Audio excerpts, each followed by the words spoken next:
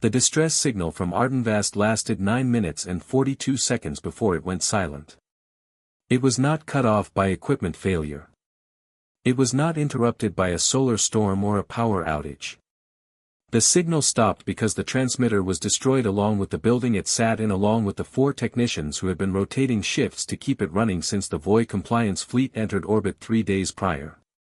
No one on the Galactic Council moved to stop it.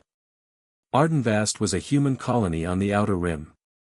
400,000 people who had spent 20 years turning a cold, gray rock into something worth living on. They had drilled into the planet's crust and pulled out rare minerals that the galactic market desperately needed.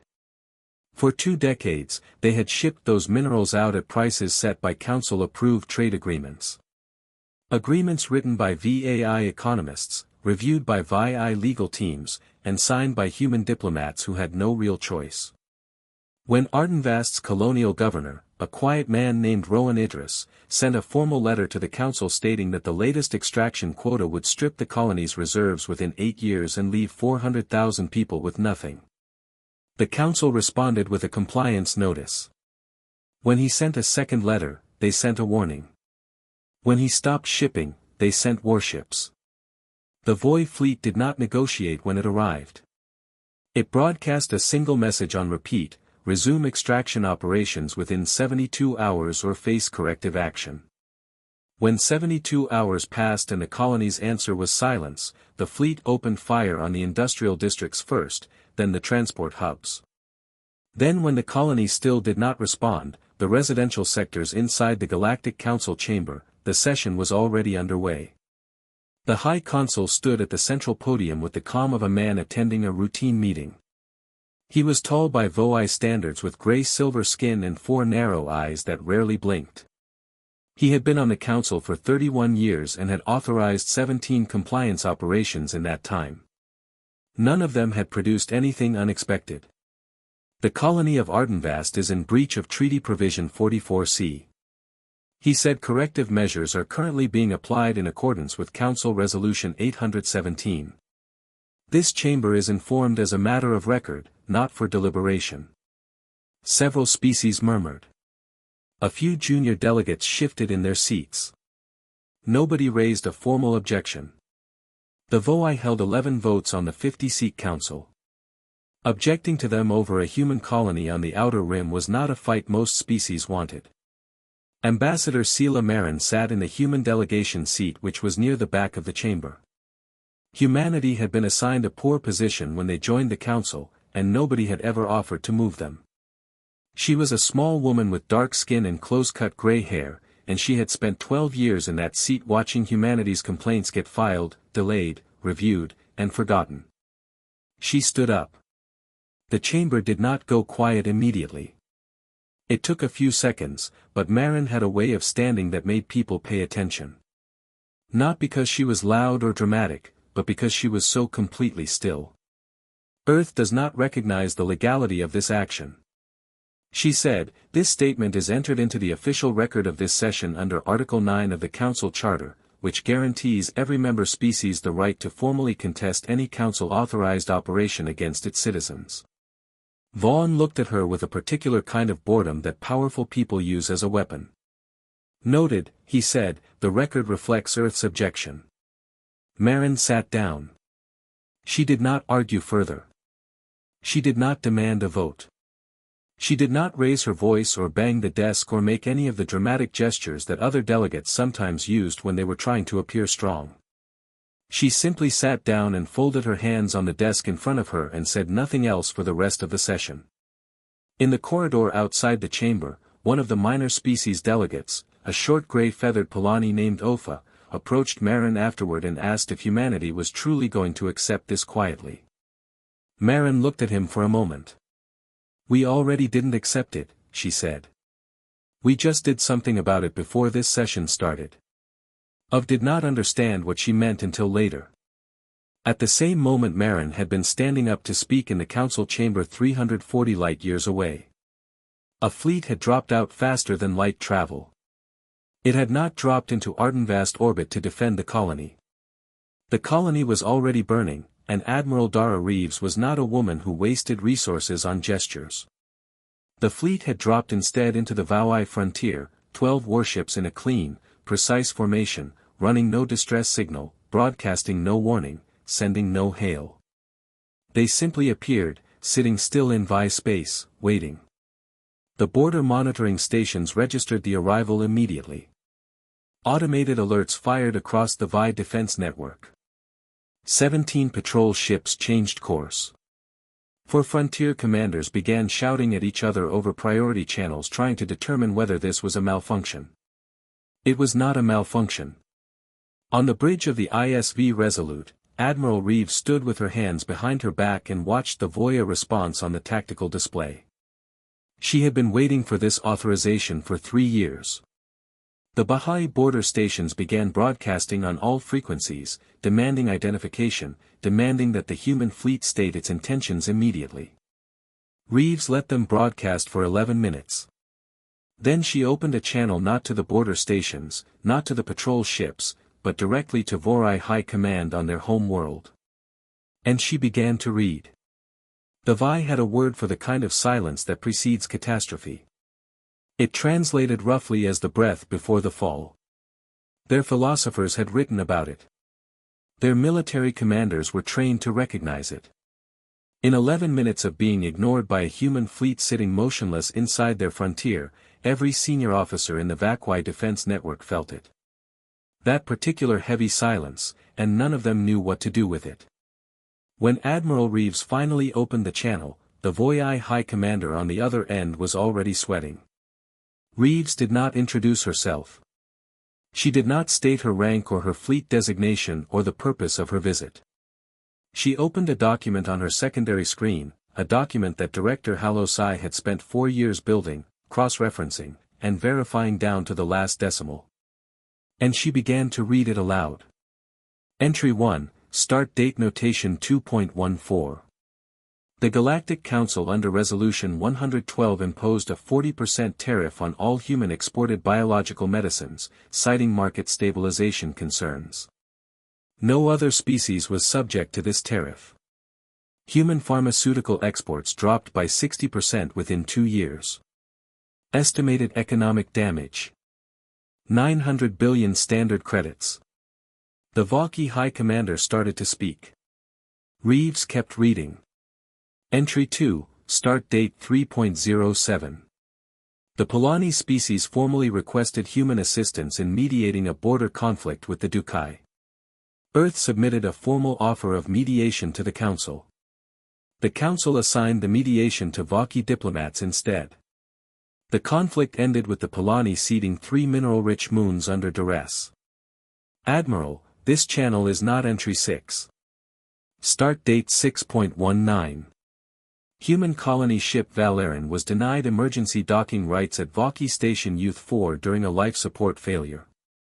41 colonists died during the 14 hours it took to reach the next available port. The Council's review board determined no violation had occurred. The High Commander went quiet. Reeves kept reading entry after entry, year after year. Every fine paid under protest, every diplomatic letter sent and ignored. Every human request denied, delayed, or buried under procedural review, every colony squeezed, every trade route taxed, every small cruelty that had been committed inside the law because the law had been written to allow it. She read for 23 minutes. Commander Idris Falco stood slightly behind her and to the right, watching the tactical display. The boy patrol ships that had changed course toward their position had all stopped. 17 ships sitting still, waiting. Falco had been in enough tense situations to know what that meant. The commanders of those ships had been ordered to hold while someone in authority figured out what was happening. What was happening was that a human admiral was delivering a lecture to Voya High Command and nobody had given the patrol ships orders to interrupt it because nobody at the top was ready to make that call. When Reeves reached the final entry Ardenvast, quoting the bombardment, she stopped reading. She closed the document. This is the complete record. She said 40 years of documented violations, 40 years of diplomatic filings, 40 years of patience. Director O will be submitting this record to 17 neutral species, 3 independent press collectives and the Interstellar Academic Union within the next 6 hours. It will not be recalled. It will not be suppressed. It is already in transit. She paused.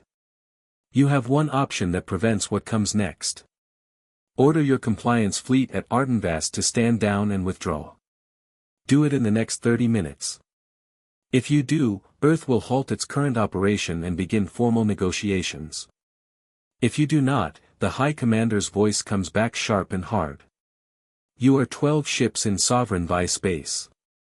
You will stand down or you will be destroyed. Reeves looked at Falco. Falco had a particular expression he used when he thought something was about to get interesting. It was not a smile exactly. It was something quieter. Admiral, he said, the fuel relay network is locked. It had taken Earth's Intelligence Bureau 9 years to build access into the VACY fuel relay network. Not by hacking it. The VEA had strong encryption and brute force attacks would have been detected immediately. Instead, OSI's people had spent years placing personnel in the companies that serviced the relay stations, maintenance workers, supply contractors, calibration technicians. Humans were cheap to hire, easy to overlook, and very, very patient. Piece by piece, over 9 years, they had installed passive access points in 41 relay stations across the VOI logistics spine. Nobody had ever activated those access points until now. Duet Reeves said Falco sent the signal. It took 4 seconds to propagate across the network. In those 4 seconds, the VOI High Commander was still speaking, still threatening, still certain that 12 human ships were a manageable problem. Then his communications officer cut across him with a voice that was not angry. It was confusing, which was worse. 41 relay stations had gone into emergency lockdown simultaneously. 18 fleet groups across the VACY defense network were reporting sudden fuel system failures. Ships that had been mid-patrol were drifting. Docking stations were going dark. The High Commander stopped talking. Reeves waited. 3 minutes later, the compliance fleet at Ardenvast received a recall order from VOI High Command. The ships broke orbit. The guns went cold. Reeves noted the time. Good, she said, and closed the channel. She turned to Falco. Get me a damage report from Ardenvast. Falco pulled it up. It was not a good report, but the colony was still there. The people were still alive. That was enough for right now. Council observer Path had lived through 7 interstellar conflicts in his 60 years of diplomatic service. He had watched the Drukai expand by force across 4 systems. He had seen the VOI absorb 2 smaller species under the polite fiction of voluntary integration. He understood in the way that long-serving neutral observers came to understand things that the Galactic Council was less a body of law and more a management system for whoever was strongest at any given time. He had never been particularly frightened by any of it. He was frightened now. The intelligence summary on his desk was 41 pages long. His assistant had compiled it in the 3 hours since the human fleet appeared in VI space, pulling from Council archives, Trade Bureau records, and independent security assessments filed by a dozen species over the past 30 years. Path had requested it because he wanted to understand what he was seeing. He had read it twice and was still not entirely sure he believed it. The Council had been operating on a specific assumption about humanity for 20 years. That they were a young species, militarily underdeveloped, economically dependent on galactic trade, and fundamentally incapable of projecting significant force beyond their own home system.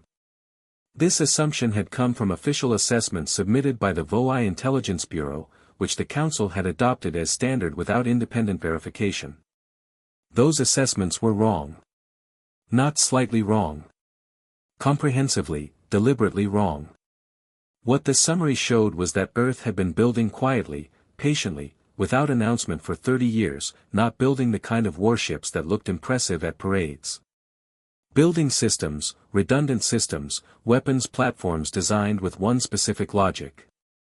Find the weakness in every species that might threaten us and build something that exploits it. The Vi relied on a fuel relay network because their ships had relatively small internal tanks. An engineering decision made 2 centuries ago that their entire military logistics system had been built around. Human analysts had identified this decades prior. The access points in the relay stations were not an improvisation. They were the endpoint of a 30-year plan. The Dukai, in case that ever became relevant, had a centralized command communication system with a single cryptographic architecture. Earth had already mapped it. The KE Confederacy, a mid-tier military power that had been making noise about human expansion in the Outer Rim, had a biological dependency on a specific atmospheric compound for combat effectiveness. Human chemists had synthesized a neutralizer for it 12 years ago. It was sitting in storage. Path set the summary down and looked at the wall for a while. In the council chamber, the emergency session had been running for 2 hours. The High Consul was demanding that member species mobilize forces to counter what he was calling unprovoked human aggression in sovereign Voi space. The Drukai bloc was making supportive noises. Several smaller species were murmuring about the importance of council authority and the rule of law. The same rule of law, Ta thought, that had just watched 400,000 humans get bombed for refusing to give away their resources. He took the summary and walked quietly to the seats of 3 neutral bloc delegations, the Polani, the Suvari, and the Oran, and placed a copy on each desk without saying a word. He didn't need to say a word. The Polani delegate picked it up, read the first 2 pages, and went very still. The Suvari delegate read it and then looked across the chamber at the Vi block with an expression that Path had never seen on a Suvari face before. The Oran delegate simply folded it into a pocket and stared at the floor. Back in Vorai space, the situation was developing without sentiment. The fuel relay lockdown had immobilized 18 Voi fleet groups. Reeves had not destroyed those ships. She had made no move toward them at all. Stranded ships were not a threat. They were leveraged. There was a significant difference, and Reeves understood it precisely. What Falco's team was actually doing was methodical, and to Voi military observers watching from a distance, deeply unsettling. They were not attacking indiscriminately. They were moving through the Voi military infrastructure with a specific list. Weapons depots on uninhabited moons, orbital defense platforms, communication relay towers linked to military command, and disabling each one. Not destroying, disabling. Every operation was documented on open broadcast channels with a legal filing citing the specific council violation the targeted installation had been used to support.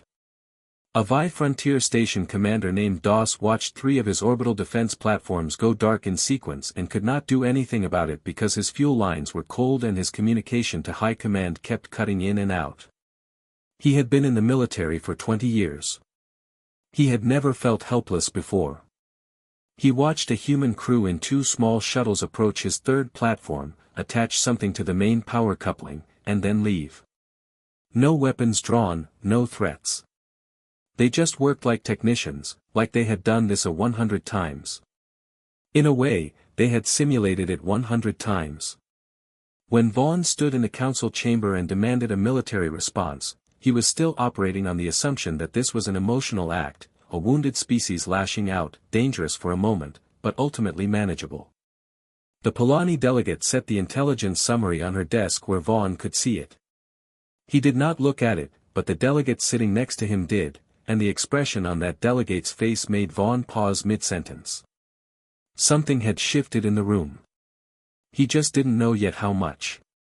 The formal condemnation took the council 12 hours to draft, which was actually fast by their standards. It was a careful document. It used phrases like disproportionate response and violation of sovereign territorial integrity and destabilizing unilateral action. It cited 4 separate council resolutions. It called on Earth to immediately cease all military operations in Vi space and return its fleet to human territory pending a full review. Ambassador Sela Marin received the document at 600 station time. She read it once, had her morning tea, and then walked into the council chamber for the day's emergency session. When her turn came to speak, she stood up and read the condemnation aloud. All of it, word for word, in a clear, steady voice, so that every delegate in the chamber heard it, and every recording system logged it. Then she set the paper down and read Earth's official reply, which was considerably shorter. Earth acknowledges receipt of the Council's formal condemnation dated this session. Earth does not accept it. Earth's current operations in VI space are a direct response to 40 years of documented violations and the Council's failure to act on them. All operations are being conducted in accordance with Article 30, one of the Council Charter, which permits member species to take direct action to protect their citizens when Council enforcement mechanisms have failed. Earth's full documentation supporting this position has been submitted to the Council record and shared externally. Earth will continue its current operations until its terms are met. She sat down. The chamber erupted. Vaughn was on his feet immediately demanding that Marin be removed from the session, demanding that the human delegation be stripped of voting rights, demanding that this be declared an act of war. 3 other species delegates were shouting at the same time. A Dukai representative slammed his fist on his desk hard enough to crack the surface. Marin sat with her hands folded. She said nothing. She had said what she came to say. In VI space, the operations continued. Falco had a list of 47 targets. By the end of the first day, his teams had worked through 19 of them. Each operation followed the same pattern. Approach, assess, disable, document, broadcast, move to the next. The Vokai had tried twice to intercept the working teams with emergency patrol ships running on reserve fuel. Both times the human ships had simply moved, not fled, not attacked, just repositioned with a speed that the reserve fuel VI ships could not match. The intercept attempts had failed without a shot fired. What was driving VOI command officers slowly toward panic was not the damage. The damage was manageable. What was driving them toward panic was the documentation. Every operation came with a broadcast. The broadcast named the installation, stated what it had been used for, cited the specific human casualty or economic harm that installation had supported, and then described what Earth was doing to it and why. The broadcasts were going out on open channels that every species in the region could receive. The VOI couldn't stop them without shutting down their own communication infrastructure, and their communication infrastructure was already partially compromised. The story was being written in real time, and the story made them look exactly like what they were. Vaughn understood this before most of his colleagues did. He had been in politics long enough to know that the most dangerous weapon was not the one that destroyed things. It was the one that made you look like you deserved to be destroyed. He watched the third broadcast go out from a human team disabling a weapons depot that had, according to the attached filing, supplied the compliance fleet that bombed Ardenvast, and he felt something he had not felt in 30 years of Council dominance.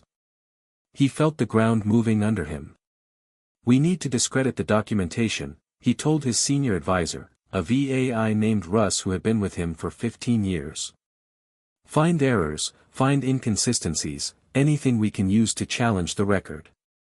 Ree was quiet for a moment. High Console, he said carefully. Our legal team has been reviewing the record for the past 6 hours. It is very thorough. The humans have primary sources, original treaty documents, communication logs, in some cases, recordings of closed council sessions that were not supposed to be accessible to member species. Vaughn stared at him. How did they get recordings of closed sessions? We don't know yet. There was a long silence. They were in our systems, Vaughn said. It wasn't a question for some time. Russ agreed. Vaughn sat down. It was not a thing he did often in the middle of a crisis. He was a man who presented confidence as a tool, and sitting down in front of his staff was a crack in the presentation. Russ noticed it. The 2 junior advisors in the room noticed it. Nobody said anything. Vaughn thought about 31 years on the council. He thought about 17 compliance operations, each one approved, legal, necessary. He thought about what he had always believed about humanity, young, fragile, manageable. He thought about 9 years of maintenance contractors. He thought about a woman sitting quietly in the back of the council chamber, hands folded, saying nothing after delivering a single sentence. They planned this, he said. Rest nodded slowly. It has been such a high council for quite a long time. Outside the window of Vokai High Command, the stars were very still. Somewhere among them, 12 human ships were working through a list, and the list still had 28 items on it. On the morning of the second day, the human fleet stopped. No announcement, no channel opened, no statement to the Council or to Voya High Command. Falco's teams finished their 19th operation at 340 and then simply held position. The 12 warships went quiet in Vi space, not retreating, not advancing, just sitting there like stones. The Vokai spent 4 hours trying to figure out what it meant. Their analysts proposed 3 theories. First, Earth was waiting for reinforcements. Second, Earth had run into a technical or logistical problem. Third, Earth was done and waiting to be contacted. Vokai High Command argued over the 3 theories for most of the morning while the human ship sat still and said nothing. The correct answer was none of those. The correct answer was that Reeves had a schedule and the schedule said to pause here and let Director Hal Osai do his work. Osai arrived at the Council Neutral Ground Station at 6 o'clock. He came with a team of 8. 4 legal analysts, 2 communications officers, and 2 people whose job titles were listed as documentation consultants, but who were in practical terms the individuals who had spent years acquiring things the Voy assumed were private. He did not request an emergency session. He did not demand a hearing. He booked a standard conference room, set up a display screen, and sent invitations to every council delegation. The invitation said simply, Director Hal Osai, Earth Bureau of Diplomacy, will be presenting findings relevant to current council proceedings. Attendance is optional. 41 of the 50 delegations attended. The Voy bloc did not. Osai was not a dramatic man. He was medium height, somewhere in his mid-50s, with reading glasses he kept taking on and off, and a habit of pausing before he spoke that made people lean forward slightly. He did not begin with a speech about justice or humanity's rights or the failures of the Council. He began with a spreadsheet. This is a 40-year ledger of economic extractions from human member territories, he said. Column A is the official amount. Column B is what was actually collected. Column C is where the difference went. He let people look at it for a moment. The difference went to private accounts held by Voy Council block representatives. We have the account numbers. We have the transfer logs. We have in some cases the internal communications authorizing the transfers. The room was very quiet. O advanced the slides. He did not rush. He went through the housing crisis on the Polani home world that had been caused indirectly by a trade manipulation the Voy had engineered and then blamed on Polani mismanagement. He went through the Suvari border dispute that had been deliberately prolonged by a Voy diplomatic team that had financial interests in the weapons contracts on both sides. He went through 5 other cases involving 5 other species. Cases where the voice had not just taken from humans but from everyone in reach. After 40 minutes, Osai stopped advancing slides and took off his glasses. I want to be precise about what this is and what it is not. He said, this is not a request. Earth is not asking the Council to act on this information. Earth is informing the Council that this information exists, that it has been verified, and that it has already been shared with external parties who will publish it regardless of what this body decides. The question the Council needs to answer is not whether it acts, but whether it acts first, whether it leads a genuine reform process, or whether it is seen by every independent observer in the galaxy as the institution that covered this up until it was forced into the open. He looked around the room. We will be in this conference room for the next 6 hours. If any delegation wishes to speak with us privately, we are available. He sat down. The Polani delegate left the room and came back 40 minutes later with 2 other Polani officials who had apparently been on the station for other business. The Suvari delegate asked for the spreadsheet data to be transmitted to their home world government. The Oran who had received PTH's summary the day before asked only one question. How long did it take you to compile all of this? Oi considered the question. The oldest piece of evidence in that file is 38 years old. It was collected by a human trade representative who suspected something was wrong with the tariff structure and started keeping records. He paused. She retired 14 years ago. She never knew we were still using what she built. The Orin was quiet for a moment.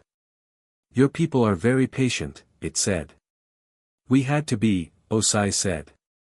Back in the council chamber, Vaughn made one more attempt at control. He stood at the podium and demanded that Osai's presentation be declared procedurally invalid, that the documentation be subjected to a council review process before any action was taken, that the chamber formally reaffirmed the primacy of Vakai leadership in the current security situation. He spoke for 20 minutes. When he finished, the chamber was quiet in a way it had never been quiet before. Not the quiet of agreement, not the quiet of deference, the quiet of people who have just realized something and are still deciding what to do about it. PTH sitting in his observer's seat wrote one line in his report. High Consul spoke for 20 minutes. Nobody responded. In Vogai space, the 12 ships waited. Reeves had received confirmation from Osai 20 minutes ago. His message was 4 words. Room is very full. She nodded at Falco. We wait. The request from Voya High Command came through at 1820 station time. It was addressed to Admiral Reeves directly, not to the Council, not to the human delegation, not to Director Osai. They wanted to speak to the person with the fleet. Reeves made them wait 4 hours before accepting the channel. She spent that time reviewing the Ardenvast damage report, which Falco had updated twice since the first version. The colony's industrial district was 60% destroyed. 3 residential sectors had taken damage. The hospital in Sector 7 had been hit in the second wave of bombardment. The casualty count from the attack, she read it carefully, all the way to the bottom, every number. When she opened the channel, the Voai High Commander on the other end looked different from the first time. Still the same face, but 48 hours older in a way that had nothing to do with time. We want the fleet to leave, the commander said. He did not dress it up. Reeves appreciated that. The fleet leaves when the terms are met, Reeves said. What terms? Director O, I will transmit them to the Council within the hour. They will be presented as a formal proposal. The Council will vote. When the resolution passes, the fleet will leave. She paused. We are not negotiating the terms. We are presenting them. There was a long silence from the Voai end. You're very confident the Council will vote your way. The commander said, I'm confident the Council will vote the way that keeps this from getting worse. Reeves said, those are the same thing right now. She closed the channel. Osai's terms were transmitted to the Council 40 minutes later. They were 4 in number. First, Voai reparations to Ardenvast colony were calculated at full reconstruction cost plus assessed damages. Second, revision of all extraction treaties involving human territories to be renegotiated with independent arbitration within 90 days. Third, establishment of an independent oversight body within the Council with genuine enforcement powers, not advisory powers, not review powers, enforcement powers to investigate and act on treaty violations by any member species. Fourth, a new clause added to the Council Charter permanently prohibiting any member from authorizing military action against another member for economic non-compliance. The fourth term was the one that took the longest to pass. 3 Voai bloc members threatened to leave the Council entirely if it was adopted. 2 of them were still threatening when the vote happened. The resolution passed 38-7 with 5 abstentions. Vaughn did not vote. He sat in his chair and stared at his desk for the duration of the vote and said nothing when the count was announced. When Marin received the vote count, she sent a single message to Reeves. Good work, Admiral. The fleet's withdrawal from Voy space took 6 hours and was conducted in clean formation. 12 ships moving together in a precise pattern that every monitoring station in the region could track and record. Reeves did not rush it. She wanted the withdrawal to look exactly like the arrival, deliberate, controlled, action of a force that had done what it came to do and was now done. Falco watched the last tactical display as the fleet crossed back into neutral space. "Do you think they'll actually implement it?" he asked. "The oversight body, the renegotiated treaties." "Some of it," Reeves said. "Enough of it," she thought for a moment. "The documentation is public. The other species know what they know now. The Polani and the Suvari aren't going to forget that spreadsheet." She shook her head. "The VOI can stall on the fine print. They can't unpublish a 40-year ledger of private accounts." Falco nodded. It was not a perfect answer. He understood that. Neither of them had expected a perfect answer. They had expected a better situation than the one they started with, which was a lower bar, but a real one. On Ardenvast, the fires had been out since the second day. Governor Rowan Idris was directing cleanup operations from a portable command post in Sector 4, working 18-hour days, filing supply requisitions with the hand that wasn't being treated for a burn he'd gotten pulling someone out of a collapsed building during the bombardment. When word reached him that the council had passed the resolution and reparations were coming, he read the message twice, folded it, put it in his jacket pocket, and went back to the requisition list. There would be time to feel something about it later. Council Observer Path filed his final report on the incident 3 days after the fleet withdrew. It was a long report, unusually long, for a neutral observer summary. He typically kept his assessments short and procedural. This one was different. In the concluding section, he wrote, "The human response to the Ardanvas bombardment was not as initially characterized by the VOI bloc an act of military aggression. It was the endpoint of a long-documented and apparently very carefully planned process. Humanity did not respond with rage or desperation. They responded with preparation. The intelligence, the access points, the documentation archive, the legal filings, the external distribution of evidence. None of this was improvised. It was built over decades by a species that understood correctly that the Council would not protect them, and that prepared accordingly." He paused before writing the last line. He had been thinking about how to phrase it. They were never the primitive newcomers the VI believed them to be. They were waiting in the Galactic Council chamber. The session closed. The delegates filed out. The lights dimmed. The chamber, usually loud with a dozen species arguing, posturing, maneuvering, sat in complete silence as the last signal from the human fleet faded from the long-range display. Nobody filled that silence for a long time.